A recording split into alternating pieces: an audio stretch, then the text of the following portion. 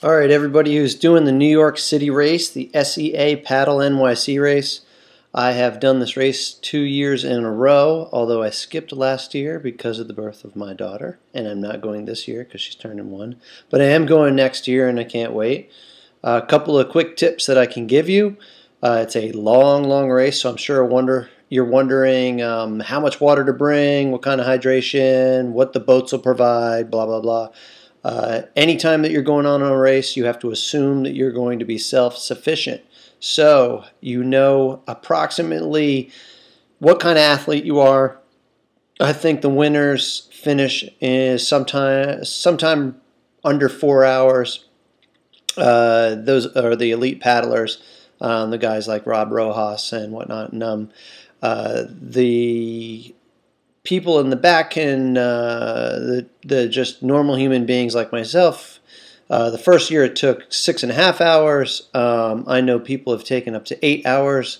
So know your level, know how far you're going to go and how long you're going to be out there, and that'll give you a good idea about how much water to bring. In general, I would bring as much as you can carry, and that doesn't mean what you can carry on your body.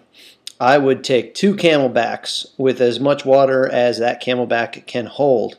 I would fasten 1 camelback to the deck of your board using bungee tie downs. You can get those little NRS stick-em things where you can stick them to your board, little 3M adhesive things, or there's things you can that you can epoxy on there, or just take your existing bungee cord system and put one under.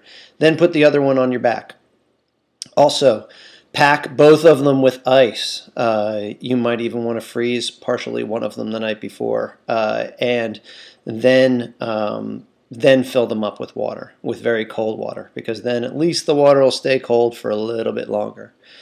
For those of you who aren't going to be finishing under 4 hours, I would suggest packing like a turkey sandwich. My first year, I packed a turkey sandwich and I sat down on my board and I ate lunch, and I finished in about 6.5 hours. And it was worth it because you have to have real food. You're out there for 6 hours paddling. You need real food.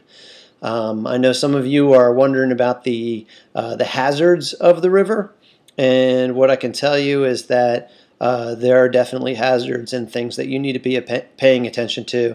I think the ferries are probably the most dangerous because they're huge boats and they have the right of way.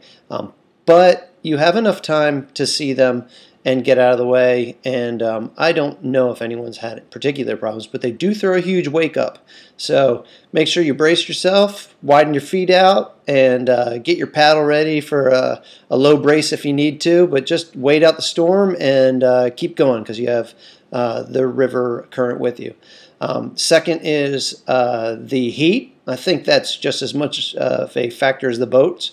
So depending on the weather this year, make sure that you have a hat, and sunglasses are great. Something very cool to wear. That will help you tremendously. Sunblock, of course. The other hazard is the underwater intake fan on the water treatment plant on the Upper West Side.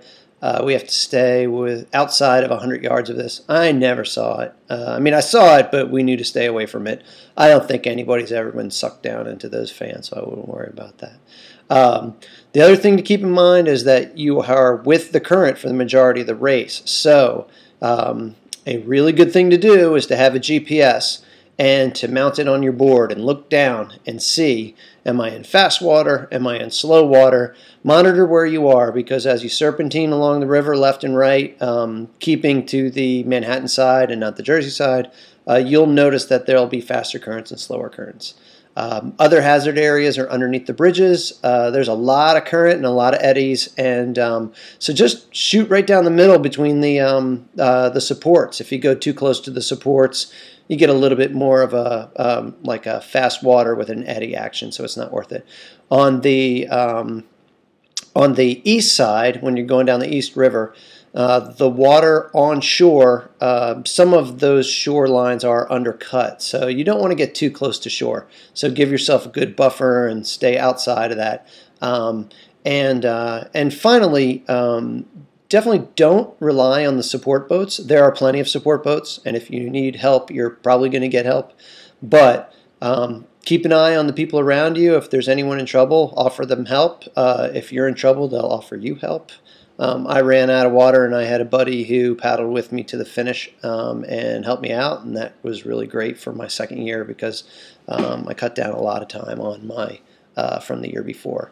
And most of all, every once in a while, stop and take a deep breath and look around, because you are looking at the city potentially in a way that no one has ever looked at it in the history of the world.